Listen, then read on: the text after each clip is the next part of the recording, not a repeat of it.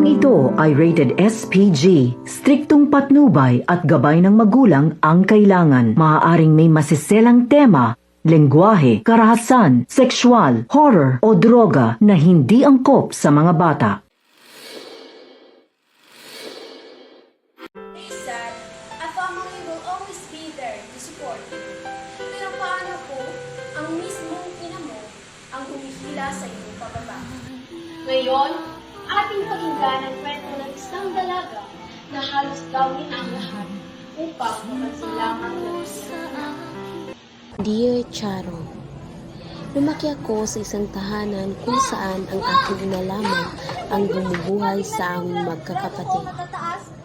Malaki ang kanyang pangarap sa amin at inaasahan na niya na malalaki ang grades namin sa aming paaralan. Pero huwag mapero-pero.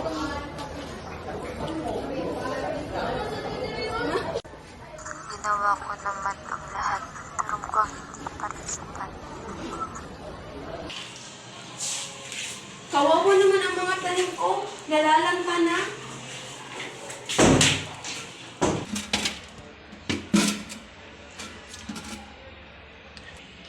Kaninong piti to? Panigurado sa batang yun na naman to. Ay, wala na talagang ginawang tama si Chimay. Hanap ako ng aking ina at dala-dala ang isang pregnancy test. Hindi ko akalain ang bagay na iyon. Kaya doon ako sumabog at sinabi ko lahat ng ginanap sa kanya. Nasaan ka man ang kailangan kita? Di ba nandun ka ate? Kasi puro ka ng ate, ng ate, ng ate.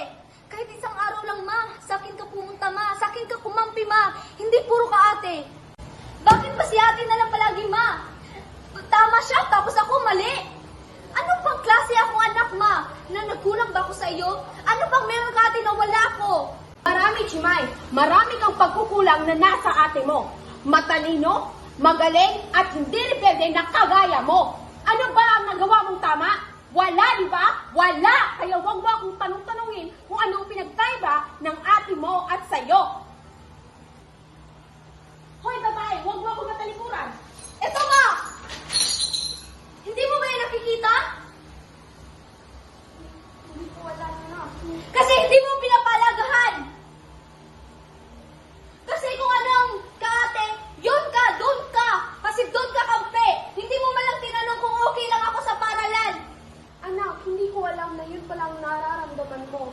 Akala ko maayos ka lang kasi nga, yun ka eh. Palagi kang malakas, hindi ka nangangailangan ng tulong ko. Hindi ko alam na yun pala, na kailangan mo rin ako, patawarin mo rin ako kasi nahanap ko yung isang bagay na nasa iyo na pala, ngunit hindi ko yun nakita. Patawarin Hindi mo. ma, hindi. Stress na ba? Relax muna.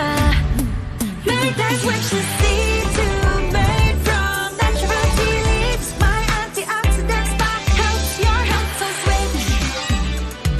Switch to relax mode with C2.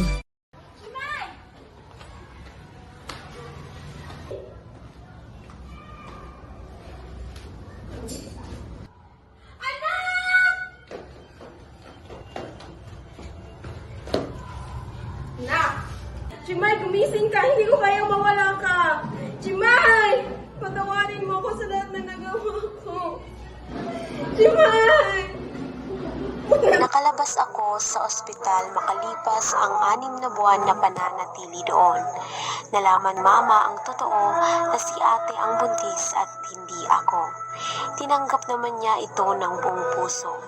Pinatawad ko na rin siya sa lahat ng kanyang nagawa, gayon din siya ay napatawad na rin ako sa lahat ng pagkakamaling aking nagawa.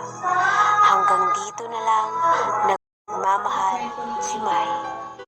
Natin i-pressure ang ating mga anak sa kanilang pag-aaral. Dahil sa kanila, gagawin nila ang lahat para makasaya tayo mga magulang. Para sa huli, hindi tayo magsisisi. Talaan ng ating anak sapagkat hindi natin alam kung kailan sila mawawala sa atin.